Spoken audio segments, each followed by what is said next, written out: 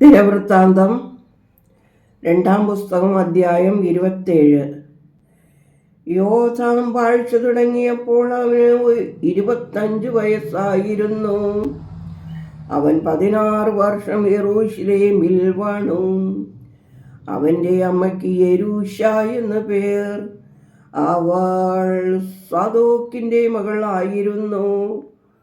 അവൻ തൻ്റെ പിതാവായ ഉസിയ ചെയ്തതുപോലെ എല്ലാം ദൈവത്തിന് പ്രസാദമായവ ചെയ്തു. എങ്കിലും ദൈവാലയത്തിങ്കിലേക്ക് അവൻ കടന്നില്ല. ജനമോ മ്ലേച്ഛത പ്രവർത്തിച്ചു കൊണ്ടിരുന്നു. അവൻ ദൈവാലയത്തിൻ്റെ മേലത്തെ പടിവാതിൽ പണിതു, മറ്റു മതിലുകളും അവൻ പണിതുറപ്പിച്ചു.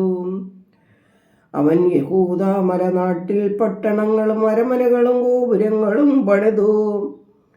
അവൻ അമ്മോന്യരുടെ രാജാവിനോട് യുദ്ധം ചെയ്തു അവരെ ജയിച്ചു. അമ്മോന്യർ അവന് ആ ആണ്ടിൽ തന്നെ 100 താലന്ത് വെള്ളിയും 10,000 കോർ ഗോതമ്പും 10,000 കോർ യവവും കൊടുത്തു. അത്രയും തന്നെ അമ്മോന്യർ 2-ാം ആണ്ടിലും 3-ാം ആണ്ടിലും കൊടുക്കേണ്ടി വന്നു. ഇങ്ങനെ യോഥാം തൻ്റെ ദൈവമായ കർത്താവിൻ്റെ മുമ്പാകെ ക്രമമായി നടന്നതിനാൽ അവൻ ശക്തനായി തീർന്നു. യോഥാമിൻ്റെ മറ്റുള്ള കാര്യങ്ങളും അവൻ്റെ സകല യുദ്ധങ്ങളും അവൻ്റെ പ്രവൃത്തികളും ഇസ്രായേലിലെയും യഹൂദയിലെയും രാജാക്കന്മാരുടെ പുസ്തകത്തിൽ എഴുതിയിരിക്കുന്നു. വാഴ്ച തുടങ്ങിയപ്പോൾ അവന് 25 വയസ്സായിരുന്നു. അവൻ 16 സംവത്സരം യെരൂശലേമിൽ വാണു. യോഥാം തൻ്റെ പിതാക്കന്മാരെ പോലെ നിദ്ര പ്രാപിച്ചു.